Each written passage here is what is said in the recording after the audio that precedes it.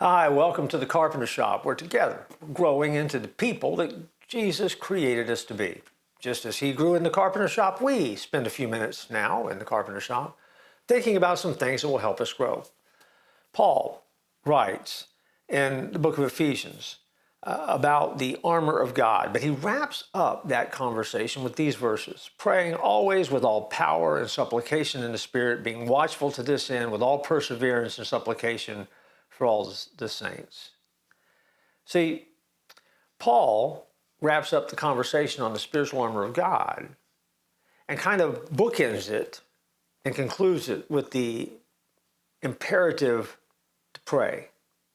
Praying matters. Praying is how you anchor it into place. In Paul's mind, praying was a means to accomplishing all that he lays out in putting on the full armor of God. Now, if you're not familiar with that passage, go back and read it and see what he talks about. He instructs us to put on the whole armor of God. And then in this verse, he tells us how to do it.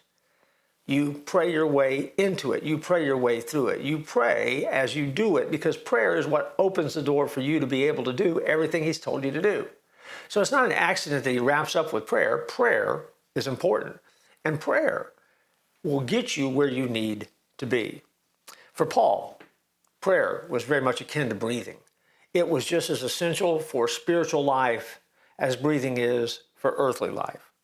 We just don't need to be commanded to breathe. We need to just breathe naturally, because that's what we're created to do.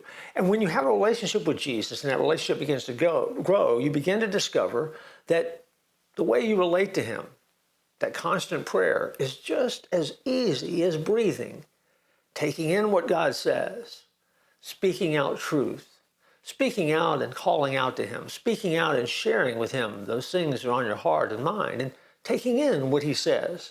It is a give and it's a take. See, you can't live without breathing. And spiritually, you have to have prayer, because prayer is the very breath of God blowing into your life and allowing you to exhale with the freedom that comes from knowing Jesus. So take a deep breath. Thank him for what he's done, and pray, because that's what you have to do to put on that full armor of God. I look forward to joining you next time.